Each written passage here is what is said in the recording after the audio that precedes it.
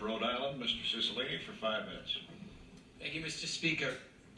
With little help from Dr. Seuss, I'd like to share the story of how the Grinch stole middle-class tax cuts. Every middle-class family wanted tax cuts a lot, but the Grinch, who lived in a big white house, did not. The Grinch hated middle-class tax cuts. He wanted the whole tax code uneven. Now, please don't ask why. No one quite knows the reason. It could be his head was screwed on a bit wrong. It could be his ties were 2 inches too long. But I think that the most likely reason of all was his heart or his hands were 2 sizes too small. Whatever the reason, his heart or his ties, he stood on Christmas Eve planning workers' demise, staring out from his office with a sour, grinchy frown at the workers' warm-lighted windows below in their town. "Tomorrow is Christmas, it's practically here," he said from his office with a terrible sneer. "Why, for 71 years I've put up with it now. I must stop these middle-class tax cuts. But how?" Then he got an idea, an awful idea. The Grinch got a terrible, awful idea. "I know just what to do," the Grinch thought with a pause. "With this coat and this hat, I look like Santa Claus." Then he loaded some empty bags on his plane, and he took off to cause some mean, Grinchy pain. While working families dreamed of sweet tax cuts without care, the Grinch came to the first little house on the square.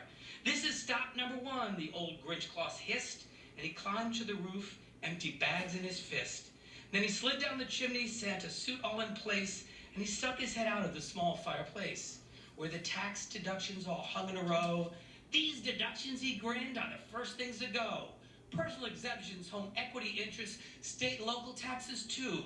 I'll take almost every deduction away from you." Then he slung to the tax brackets. The corporate tax cuts were huge. Why, that Grinch even took the Arctic Wildlife Refuge. "And now," grinned the Grinch, with his sacks in a net, "I'll stack the deficit with 1 trillion in debt." Then he heard a small sound, a child's soft cry. "Why are you taking our deductions, Grinch? Why?" But you know that old Grinch was so smart and so slick that he thought up a fib, and he thought it up quick. "Why, my sweet little tot," the Grinch said on the fly, "I'm here because corporate taxes are far too high. So I'm taking most of your deductions away to help corporations, and you get to pay. See, my dear child, there's no reason to frown. We'll make them more wealthy, but it will all trickle down." His fib fooled the child, then he patted her head, then he got her a tax postcard and sent her to bed. The Grinch took one last look at her sad little pup, and he went to the chimney and shoved the deficit up. Healthcare for 13 million was the last thing he took. Then he slithered away without another look. In their homes, he left nothing but debt and despair. While giving out handouts to corporations, the Grinch didn't care. And one deduction that he extolled was even too small for a single household. He rode with his load of deductions for dumping. "Pooh-pooh to the middle class," he said, gleefully jumping. "They're just waking up. I know just what they'll do. Their mouths will hang open a minute or two, and they'll all cry, boo-hoo. That's a noise," grinned the Grinch, "that I simply must hear." So he paused, and the Grinch put his hand to his ear, and he did hear a sound rising over the snow. It started in low, then it started to grow. He stared down aghast. The Grinch popped his eyes, then he shook. What he saw was a shocking surprise. Every American, the tall and the small, loudly demanding tax cuts for all.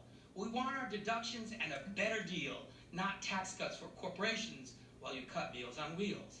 And the Grinch, with his small hands ice cold in the snow, stood puzzling and puzzling. How could it be so? Am I a fool? Are my policies all wrong? Without those deductions, can the nation be strong?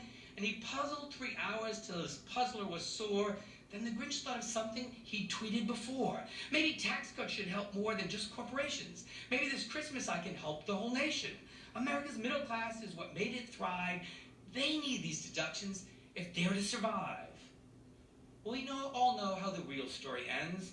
The Grinch finds his heart and he makes amends. Now we know this tax bill won't end with such glee because the president and corporate lobbyists control the GOP. This Christmas, families will just get coal in their stocking. Thanks to President Trump, the final result will be shocking.